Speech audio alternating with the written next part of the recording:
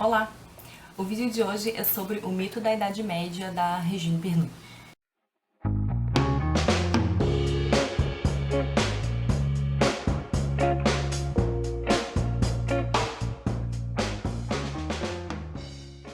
Bom, a Regine Pernoud foi uma historiadora francesa, ela era medievalista e ela se dedicou bastante, a esse período histórico, assim como Jacques Le Goff, Georges Duby, que são outros autores que tentaram desmistificar algumas coisas sobre a Idade Média, que é um período histórico que traz uma carga muito negativa, de período das trevas, de anarquia, de muita pobreza, destruição e tudo de horrível, de uma igreja opressora, enfim. Quanto a isso, eu já indico um vídeo, na verdade são dois, porque é um vídeo dividido em duas partes, excelente da Ju Expor, porque a Ju é historiadora e a área dela de especialização é medieval, então ela fez um vídeo incrível, vou deixar os links aqui embaixo. E esse livrinho aqui é muito bacana para pensar nisso, porque é exatamente o que a Regine Pernoud vai tentar fazer aqui, Ela vai tentar pegar alguns conceitos equivocados que se popularizaram a respeito da Idade Média e vai mostrar que não é bem assim a história. Esse livro é de 77, tá? E o meu livro é de uma edição portuguesa. Esse é um livro bem difícil de encontrar no Brasil. Ele é da coleção Saber, da editora Publicações Europa América, tá? Essa aqui é a capinha. Mas eu sei que é um livro difícil de encontrar. Eu acho que não tem e-book, infelizmente. Bom, o que a Regine Pernoud vai dizer aqui? Em primeiro lugar, ela chama atenção para o fato de que a Idade Média é um período de 1000 anos. E que é muito complicado você colocar uma pecha de Idade Média como um período simplesmente intermediário entre dois períodos supostamente mais importantes, que foram a Antiguidade e o Renascimento, a Idade Moderna.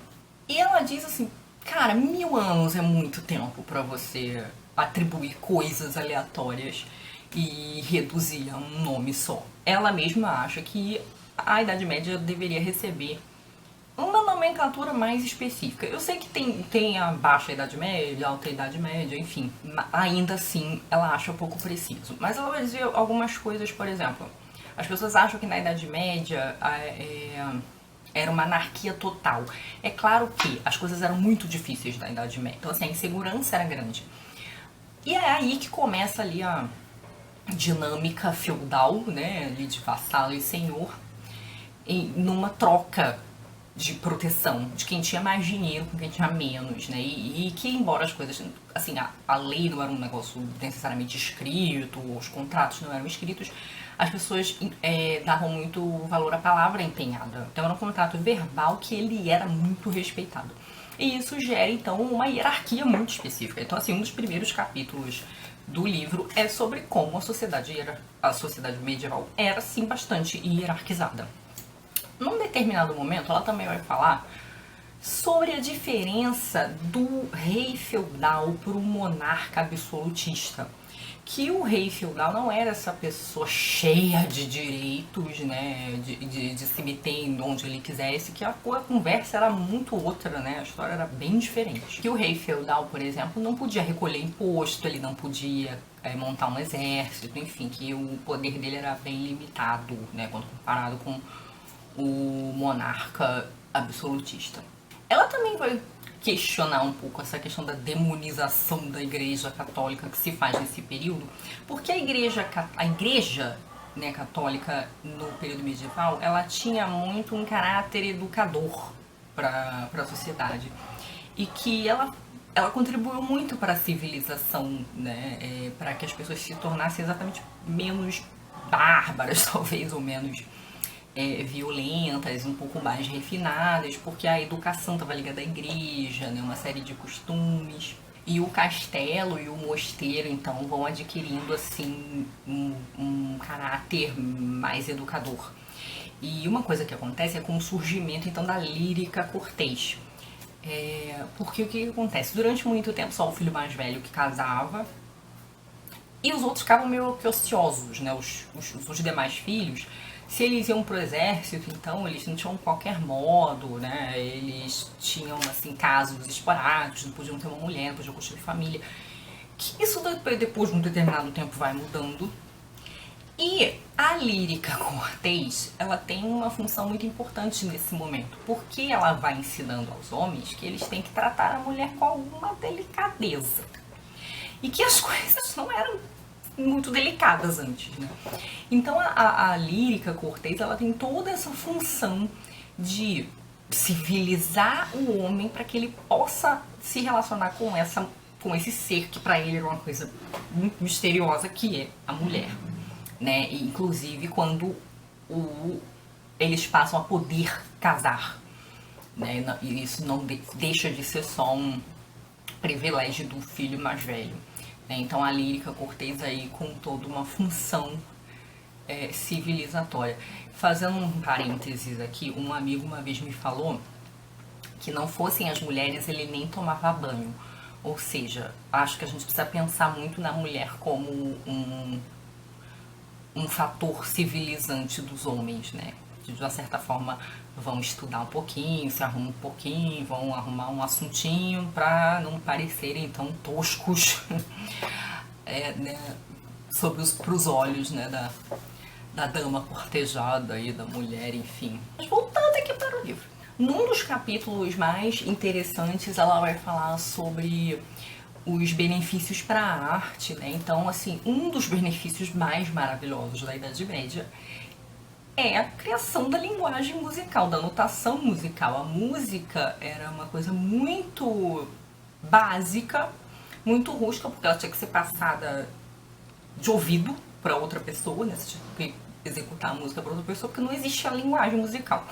Isso surge na Idade Média, né? Surge na igreja também, a igreja tem esse papel, né? E assim, com a notação musical, não só você pode passar uma música para gerações, para outras pessoas ou para gerações futuras com precisão, como a composição fica mais complexa, porque você registra a composição, né? Então a música vai se aprimorando também no sentido de ficar mais complexa graças à notação musical. Então, ó, como os medievais foram legais nesse sentido.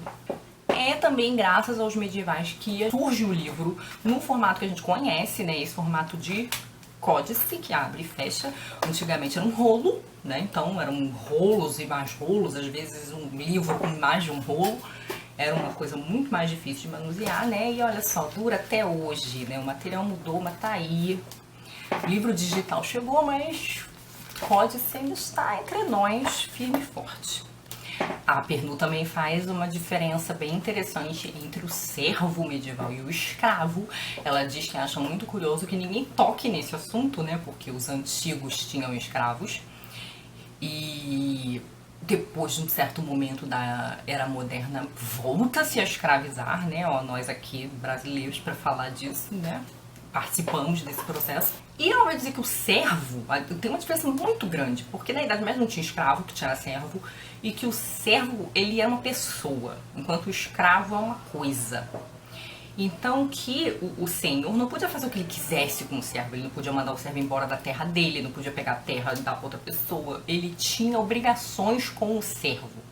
Que o servo, se ele estava preso à terra, ele também sabia que o sustento dele saía daquela terra, né? Então assim, era uma relação mais, assim, no sentido de trama, né, por conta dessas relações de interdependência entre o servo e o senhor, que não era a mesma do senhor com o escravo, né? O senhor podia matar o escravo se ele quisesse, o servo não pode matar, o senhor não pode matar o servo, né? Então, diferenças consideráveis. Eu não tô falando do livro todo não, tá, gente? Eu só separei aqui algumas coisas que eu achei mais interessantes. Ela fala também do mito da primeira núpcia do rei, que isso não existe, não tem escrito em documento nenhum da Idade Média, até porque esses historiadores todos que eu citei, a Pernod, o Legoff, o Duby, eles vão estudar a Idade Média muito também a partir dos textos da Idade Média. E não a partir dos textos sobre a Idade Média, né? Então, assim, acho que eles usam os dois tipos de textos, mas também vão muito para os textos da Idade Média. Que são muitos, esse é um outro problema que a Regine Pernod identifica, ela diz que conversou com vários jornalistas que iam conversar com ela, que as pessoas achavam que ninguém escrevia na Idade Média. Eles falavam assim, mas existe um texto escrito da Idade Média? Que ela fala assim, existem bibliotecas inteiras, meu filho, né? Como assim? Então ela vai dizer que essa ideia, esse mito, né, de que o rei tinha direito à primeira noite com a noiva, que isso não existe, isso não está escrito em texto nenhum na Idade Média, isso está registrado em lugar nenhum. Ela vai falar também do Galileu, ela diz que muita gente diz que o Galileu foi queimado pela igreja porque ele diz que a Terra era redonda. E ela diz que isso é totalmente equivocado. Ela diz que o Galileu foi preso e que ele não disse que a Terra era redonda, porque que a Terra era redonda já era sabido há 4 séculos atrás. E o que ele disse é que a Terra girava em torno do Sol. Né? Então, uma certa exagerada na história que deram ao longo dos anos. Ela também chama a atenção para o fato de que o pior momento da Inquisição, né, que é a Inquisição espanhola, não acontece dentro da Idade Média. Ela até fala que assim, a Inquisição teve sim seus horrores, né, cometeu sim seus excessos, mas que o pior período da Inquisição já é depois da Idade Média, que as pessoas todas associam à Idade Média, então assim, também rola uma imprecisão aí. E uma das coisas mais interessantes que ela vai falar é sobre a condição da mulher na Idade Média em comparação com o período posterior.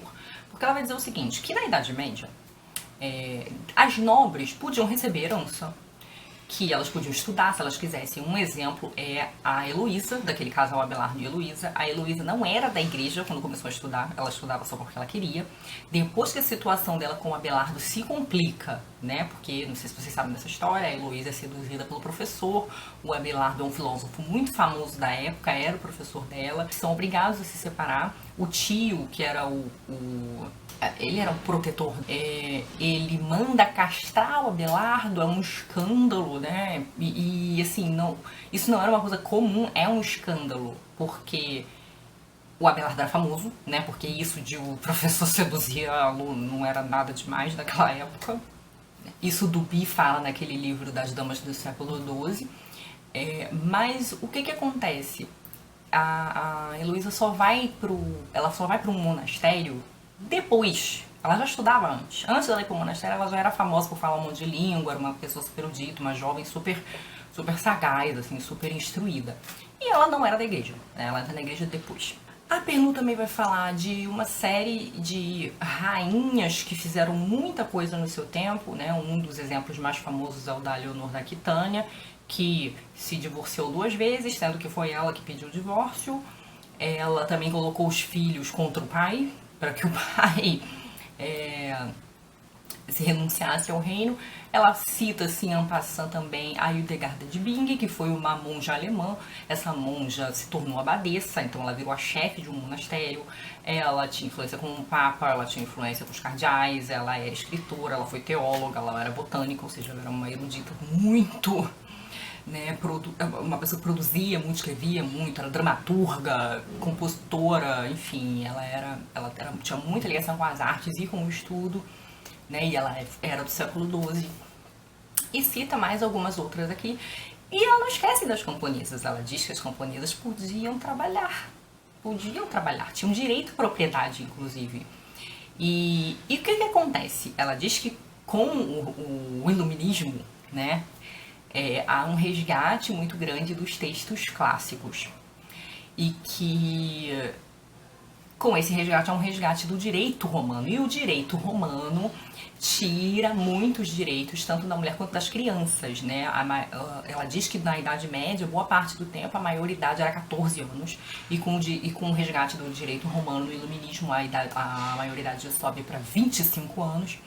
E a mulher não pode nada. A mulher tem que ficar restrita ao espaço doméstico, ela não pode estudar, não pode trabalhar, ela é totalmente dependente do homem, né? Todo o poder, a administração, tudo da família é concentrado na figura do pai e marido. E que então essa é uma dinâmica completamente diferente da Idade Média.